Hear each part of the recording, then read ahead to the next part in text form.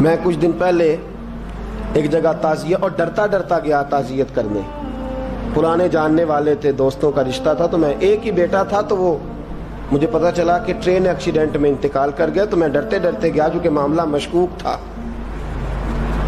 اور جب میں تعزیت کے لیے اندر پہنچا تو ہمارے جو انکل تھے, جن کا میرے دوست تھے, وہ ان کے کچھ عزیز کہنے لگا کہ حضرت جی آپ کے ساتھ والے باہر جا سکتے ہیں؟ تو میں نے کہا چلے جاتے ہیں. میں دوستوں کو گاڑی میں بھیج دیا, اور جب میں نے اس سے بات چیت کی, کہنے لگا میرا بیٹا ایکسیڈنٹ تو میں نے بنایا ہے, وہ تو خودکشی کر کے مرا ہے. شادی کے 11 سال بعد خدا نے ایک بیٹا دیا تھا, اور مجھ سے غلطی یہ ہوئی, میں نے کہا میرے بیٹے کو تکلیف کوئی نہ آئے. اس کے منہ سے جو نکلا میں نے اسے دیا, جو اس نے مانگا میں نے دیا. کہتا ہے جو شخص 16,000 مہینے کا کمائے اور بیٹے کو 40,000 کا موبائل خرید کے دے, کہتا ہے میں نے ہر سہولت اسے دی. پھر ایک امیر کی لڑکی سے یونیورسٹی میں پڑھتے ہوئے اس کا تعلق بنا. بچی کے میسج بھی میں نے اپنے موبائل, اس بچے کے موبائل میں دیکھے, اور اس لڑکے نے جو میسج سینڈ کیے وہ بھی میں نے دیکھے. پھر میں گھر پہنچ گیا, میں نے بیٹے سے منتیں کی کہ بیٹا وہ ہمیں رشتہ نہیں دیں گے, ہماری برادری بھی چھوٹی ہے اور ہمارے جیب میں پیسے بھی کوئی نہیں. پھر میں ان کے گھر گیا, بیٹا نہ مانا, اور میں نے اس شخص کو بلا کے کہا تیری بیٹی کے میسیج ہیں, خدا را خیال کر, اور تیرے تو 7 بچے ہیں, میری گود میں تو ایک ہی پھول کھلا ہے, میں کدھر جاؤں, خیال کر. اس نے کہا دوبارہ تو نے نام لیا تو ایسے کیس میں باپ بیٹے کو پھنساؤں گا کہ ساری زندگی نکل نہیں سکو گے. نے کہا میں نے بیٹے سے کہا کہ بیٹا میں نے پگڑی تک رکھی ہے پر مجھے رشتہ نہیں ملا, تو باز آ جا. کہنے لگا 3 راتیں میرا بیٹا سویا نہیں, اور مجھے کہنے لگا حضرت جی وہ 4تھی رات سویا ہے تو دوبارہ اٹھا نہیں. مجھے کہنے لگا مجھے اجازت دو کہ میں اس بیٹی کو بھی قتل کر دوں اور اس کا باپ بھی قتل کر دوں, میرا تو گھر اجڑ گیا نا. وہ کہنے لگا میں کبھی کبھی دوستوں کے پاس جا کے رات گزار لیتا ہوں اور میں اپنے دل کو سکون دے لیتا ہوں, لیکن اس کی ماں اس کے جوتے سینے سے لگائے پھرتی ہے, اس کی اماں اس کے پرانے کپڑے لے کے سینے سے لگائے پھرتی ہے. کہنے لگا حضرت جی کوئی کوشش کرو, کوئی دعا کرو کہ اللہ مہربانیاں کرے. میں کہہ تو نہیں سکا ان سے, لیکن میرے دل میں خیال آیا کہ کس نے کہا تھا کہ بچہ یونیورسٹی میں کو ایجوکیشن میں داخل کراؤ, کس نے کہا تھا کہ اس کے ہاتھ میں آگ کا انگارہ دو. میرے دوست, آپ تیز آنچ تیز آگ جلا کے اس کے قریب مکھن رکھو, اور پھر مکھن سے کہو کہ ڈلنا نہ, پھر مکھن سے کہو کہ پگھلنا نہ. بھئی تیز آگ قریب جلا دی اور تو کہتا ہے پگھلنا, یہ کیسا ممکن ہے؟ ہو سکتا ہے؟ بولیے نا, ہو سکتا ہے؟ لڑکا اور لڑکی کٹھے کالج میں پڑھیں, ایک کمرے میں رہیں, ایک چھت کے نیچے رہیں, ایک دوسرے کو دیکھیں, نام جانیں, فون نمبر پاس ہو, اور پھر کہنا کہ تم عشق کا چکر نہ لڑانا, کیسے ممکن ہے؟ اور بڑے سیانے بندے کہتے ہیں حضرت صاحب اعتماد ہونا چاہیے اولاد پہ. میرے نبی پاک کو اپنی بیویوں پہ اعتماد نہیں؟ عبداللہ ابن مکتوم نابینے سے ابھی آئے ہیں تو حضور نے فرمایا پردہ کر لو, حضور کو اعتماد نہیں؟ مصطفیٰ سے پاک گھر کسی کا ہو سکتا ہے؟ فرمایا پردہ کر لو, نقاب ڈالو. سونے وہ تو نابینا ہے, فرمایا تمہیں تو نظر آتا ہے نا, ڈالو نقاب. یہ اعتماد ہونا چاہیے. یہ کیسا اعتماد ہے کہ تو تیز آگ جلائے اور مکھن قریب رکھ کے اعتماد کر, یہ کیسا اعتماد ہے؟ ایک حدیث سنانے لگا, زندگی بھر بھولنا نہ, دل کی تختی پہ لکھنا یہ روایت. توجہ ہے آپ کی؟ جاگ رہے ہیں؟ باہر والوں کو میری بات کی سمجھ آ رہی ہے؟ حدیث سنانے لگا ہوں, ابن حجر اسقلانی حدیث لائے ہیں. رسول پاک صلی اللہ علیہ وسلم نے فرمایا جہاں مرد اور عورت اکیلے ہوں وہاں تیسرا شیطان ہوتا ہے. یہ تو پہلے بھی سنے ہوں گے نا اتنے لفظ. اس سے آگے ہیں ابن حجر حدیث کے لفظ لائے. یا رسول اللہ صلی اللہ تعالی علیہ وسلم، مرد اور عورت اکیلے ہوں تو تیسرا شیطان ہوتا ہے؟ حضور نے فرمایا ہاں. عرض کی حضور اگرچہ وہ نیک ہو. جاگ رہے ہیں نا آپ لوگ؟ اگرچہ وہ جہاں مرد اور عورت اکیلے ہوں وہاں تیسرا شیطان ہوتا ہے. حضور اگر وہ نیک ہو لکھ لو دل کی تختی پر. میرے رسول نے فرمایا اگر عیسیٰ کی ماں مریم بھی ہو اور زکریا کا بیٹا یحییٰ بھی ہو تو میں ان دونوں کو بھی اکیلا بیٹھنے کی اجازت نہیں دے سکتا.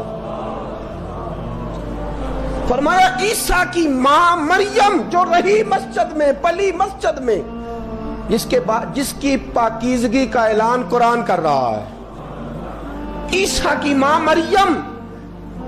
اور فرمایا یحییٰ صرف نبی نہیں، نبی کے بیٹے بھی ہیں. زکریا بن یحییٰ. فرمایا اگر یہ دونوں بھی ہوں، ایک نبی ہو اور ایک ولی ہو، مریم اور یحییٰ بھی ہو، مریم اور زکریا بھی ہو، فرمایا میں ان کو بھی اکیلے بیٹھنے کی اجازت ہے. تو کس نیکی اور پرہیزگاری کی بات کرتا ہے؟ تو کیسا پیر ہے اس کے پاس تنہائی میں بیٹھ کے بی بی اپنا دکھڑا سنا رہی ہے؟ تو کیسا مفتی ہے؟ اٹھا کے لے جا طریقتیں شریعتیں اور جا کے سنبھال لے اپنے جبہ اور دستار میں. وہ کوئی جبہ اور دستار نہیں، وہ گند ہے.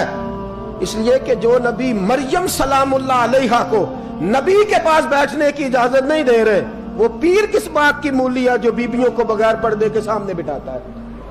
اور تنہا بی بی کہتی ہے میرا دکھ سن لے، کس نے اجازت دی ہے؟ اور پھر کہنا تماشا لگ گیا، سٹنڈ لگ گیا ہے. یہ شریعت بیان کر رہا ہوں، رسول اللہ کا فرمان بیان کر رہا ہوں، اور اس سے آگے ہمیں کسی دلیل کی ضرورت بالکل نہیں ہے. پتہ نہیں باپ کو کہ میرا بیٹا کیا کر رہا ہے. اندھی ہے وہ ماں جس کی بیٹی سارا دن نیٹ پہ بیٹھی رہتی ہے، اس کو خبر نہیں کیا ہو رہا. اور جب آگ گلے تک آتی ہے نا، داڑیاں جب جلنے لگتی ہیں تو ہمیں خیال آتا ہے یہ کیا بن گیا ہے. اور جب ماں کا دوپٹہ کھینچنے لگتا ہے نا سگا بیٹا کہ چل میرا رشتہ مانگ، پھر اس کو پتا چلتا ہے کہ یہ تو معاملہ ہی بڑا خراب کر لیا میں نے. میرے دوست، جوانی زیادہ پیسے کمانے کا نام نہیں. اگر تو قیمتی کپڑے پہنتا ہے تو تو جوان نہیں. تو 50 کلو وزن بائیں ہاتھ سے اٹھا لیتا تو تو جوان نہیں. اگر تو ڈگریوں کا ڈھیر لگایا ہے اور تیرا دراز اور الماری بھر گئے ہیں تو تو جوان نہیں. اور اگر تو نے اپنے خاندان اور معاشرے میں اونچا افسر بن کے نام کما لیا تو جوان نہیں. جوان اس کو کہتے ہیں جس کی جوانی پاکیزہ ہوتی ہے. جوان اس کو کہتے ہیں جس کی نظر جھکی ہوئی ہوتی ہے. جوان اس کو کہتے ہیں جو حیا کا پتلا ہو. جوان اس کو کہتے ہیں جو شرم کا پیکر ہو. جوان اس کو کہتے ہیں جس کی نظر سے معاشرے کی بہو بیٹیاں بچی ہو. جوان وہ ہوتا ہے، جوان بھی ہو پاکیزہ بھی ہو. جوان وہ ہوتا ہے کہ میرے رسول پاک نے فرمایا صبح قیامت اللہ عرش کے سیدھے جانب جوان کھڑا کرے گا. 30 سال کا جوان، چڑھتی جوانی، خوبصورت آنکھیں، روشن چہرہ، اس کا وجود طاقت والا. نبی آگے بڑھ کے پوچھیں گے یا اللہ یہ کون ہے جو تیرے دائیں جانب کھڑا ہے؟ اللہ فرمائے گا یہ وہ جوان ہے کہ خوبصورت عورت نے اسے کہا تھا میرے ساتھ منہ کالا کر لے، پر اس نے نظر جھکا کے کہا تھا انی اخاف اللہ. نہ بھائی میں تو اپنے اللہ سے ڈرتا ہوں. فرمایا یہ پاک جوانی والا ہے، یہ حاجی نہیں، نمازی نہیں، یہ ولی نہیں، یہ صوفی نہیں، یہ وہ نہیں جو غوث زماں ہو، قطب دورہ ہو، پیر طریقت نہیں، مفتی وقت نہیں. یہ خالی جوان ہے پر پاک جوانی لے کے آیا ہے. یہ خالی جوان ہے پر پاکیزہ جوانی لے کے آیا. یہ خالی جوان ہے پر اس کی نظروں میں حیا بڑی ہے. یہ پاک، یہ کیا تماشا لگ گیا عشق کا چکر. اور آج جتنی مصیبتیں کھڑی ہوئی ہیں، اس عشق مجازی کے روگ نے کھڑی کر دی ہیں. ہر جوان. ہمارا ایک بچہ تھوڑے دن پہلے اس علاقے کا محمد طیب نام کا شہید ہو گیا. وہ ایک کونے میں رہنے والا, ایک محلے میں ایک چھوٹے سے کونے میں رہنے والا بچہ تھا نا. میرے ساتھ دوست موجود ہیں. صبح سے لے کر ساری رات میں افسوس کرتا رہا میں جنازے میں کیوں نہیں گیا, میں جنازے میں کیوں نہیں گیا. وہ بچہ پاک فوج کا وہ شہادت اختیار کر گیا تو فخر سے سر بلند کر گیا اپنا. لیکن جو بی بی کے لیے ساری رات روتے رہتے ہیں وہ شہید ہو سکیں گے؟ جو ساری رات ٹھنڈ میں کھڑے ہو کے عورت کے ساتھ گفتگو کرتے رہتے ہیں اور جو سارا دن دل میں گند رکھتے ہیں بی بی کے لیے, ان کے ہاتھ میں تلوار آئے گی؟ یہ بہو بیٹیوں کی عزتیں بچا سکیں گے؟ عافیہ صدیقیہ جیلوں میں جل گئی امریکہ کی, اور وہ جب بھی خط لکھتی تھی کہتی تھی کوئی محمد بن قاسم نہیں بچا, وہ کہتی تھی کوئی شہاب الدین غوری نہیں بچا. اور وہ جب بھی, اب تو خیر اس کا ذہنی توازن ہی کام کرنا چھوڑ گیا, وہ بی بی جب بھی خط لکھتی تھی نا اہل پاکستان کو تو کہتی تھی پاکستان والوں بتاؤ کیا تمہارے اندر کوئی بھی خالد بن ولید کا ماننے والا نہیں؟ کیا کوئی نہیں تمہارے اندر جو علی کے نام کا نعرہ لگانے والا ہو؟ کوئی نہیں بچا جو فاروق اعظم کی سیرت کو فالو کرنے والا ہو.